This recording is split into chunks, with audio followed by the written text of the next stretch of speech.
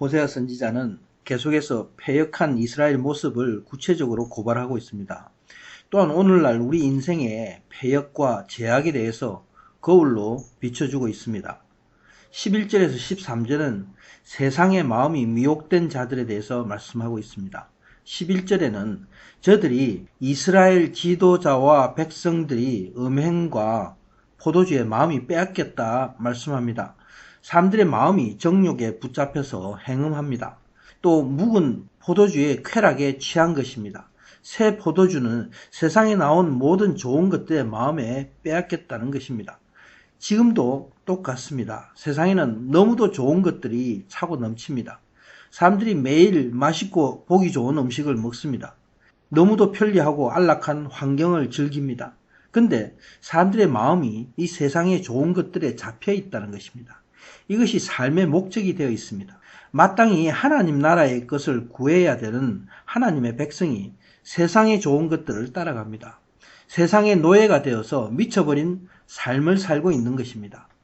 인터넷을 보면 온갖 음란물이 넘쳐납니다. 도박, 게임 이런 데 사람들이 중독되어 있습니다. 신문에 나오는 기사들을 보면은 어둠의 이 세상을 그대로 보여주고 있습니다. 텔레비전의 연속극과 스포츠가 전 세계 모든 사람들의 시간을 잡고 있습니다.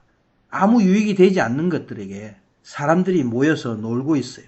헛된 세상의 것을 즐거워합니다. 온 세상의 그 경제와 나라, 그 사람들이 다 돈에 노예된 삶을 살고 있습니다. 그런 가운데 내가 누군지, 내가 왜 사는지 모르는 것이죠. 그것은 바로 사람들이 마귀에게 미혹된 삶을 살고 있기 때문인 것입니다. 12절의 내용은 나무에게 묻는다는 것은 나무 우상을 말씀합니다. 점괘와 같은 것을 말씀하고 있습니다. 사람이 갈 길을 몰라서 막대기에 새긴 우상에게 절하고 복을 구한다 말씀합니다. 사람이 미혹되면은 나무와 돌로 만든 우상을 스스로 만들어서 그것을 섬깁니다. 이것이 오늘날 세상 종교로서 음행하는 일입니다. 13절에 계속해서 음행하는 자들에 대해서 말씀하고 있습니다. 여기 딸과 며느리들은 먼저 이스라엘 백성을 가리킵니다. 이들이 산 위에 올라가서 또 작은 산이든지 제사를 드리고 분향한다 말씀합니다. 은밀한 모든 장소, 나무 아래서 어디든지 우상을 숭배하고 제사를 지낸다 말씀하고 있습니다. 이처럼 사람들이 세상에 취해서 음행합니다. 하나님 앞에 자신을 위해서 세상적인 욕망을 구합니다. 마치 하나님을 세상 우상으로 만드는 것과 똑같습니다. 하나님을 모르면은 세상의 부유와 명예와 세상 복을 구하게 되는 것이죠. 이 세상의 마귀는 사람들의 마음을 미혹해서 하나님 사랑하는 마음을 떠나가게 합니다. 세상을 사랑하게 합니다.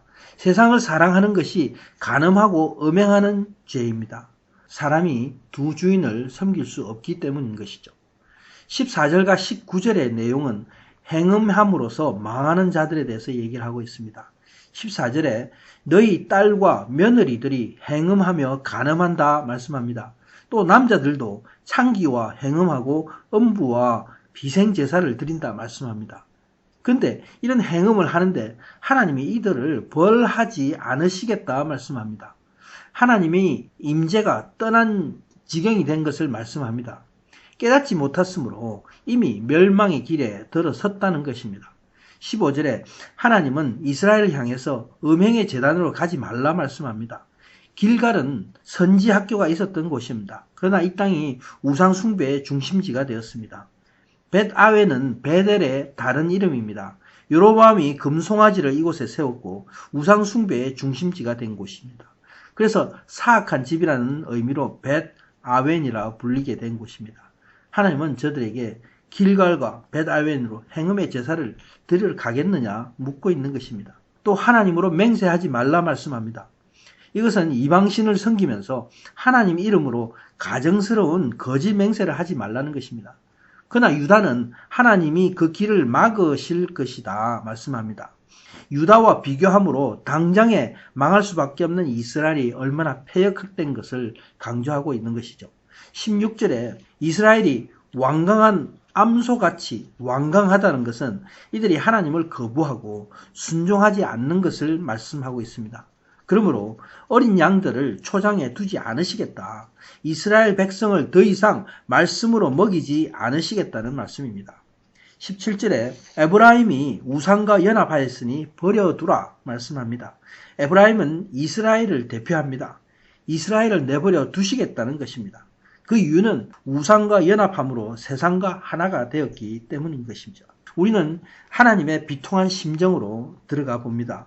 가장 무서운 징벌, 하나님이 이런 상태 가운데 우리를 내버려 두신다는 것입니다. 징계의 마지막 상태입니다. 말라기 선지자 이후에 하나님은 이스라엘을 향해서 400년간 침묵하셨습니다. 그 다음 예수님이 오셔서 복음을 선포하셨습니다. 그리고 이스라엘 백성을 온 세계에 흩으셨습니다. 18절은 하나님이 버려둔 상태입니다. 먹고 마신다는 것은 세상에서 자기가 좋아하는 것에 취한 것을 말씀합니다. 바로 세상에 미혹된 자의 행음하는 모습이죠. 계속되는 술 취함과 방종으로 버려진 상태입니다. 저들이 수치한 것을 모르고 오히려 이를 기뻐한다 말씀하고 있습니다. 스스로 망하게 되었지만 부끄러운 것을 모른다는 것이죠. 19절에 말씀합니다. 바람이 그 날개로 그를 쌌나니 그들이 그 재물로 말미암아 부끄러운 일을 당하리라. 바람이 그를 쌌다 말씀합니다. 그러므로 자신의 저주받은 모습을 스스로 알지 못합니다. 바로 마약에 중독된 사람처럼 세상의 취함으로 완전히 돌아버린 것이죠. 저들이 자신의 부끄러운 결말을 알지 못하는 것은 어둠의 영 가운데 있기 때문입니다. 날개 있는 바람은 폭풍과 같습니다. 곧 저들은 저주의 폭풍 가운데 멸망할 사람들입니다. 태풍에 날려서 사라지게 됩니다. 하나님의 심판의 결과로 멸망하는 모습을 보여주고 있는 것입니다. 이스라엘이 나라의 주권을 빼앗기고 포로되어 가는 마지막에 치욕된 장면을 보는 듯합니다. 하나님을 버린 자의 삶은 하나님이 내버려 두신 자의 삶입니다.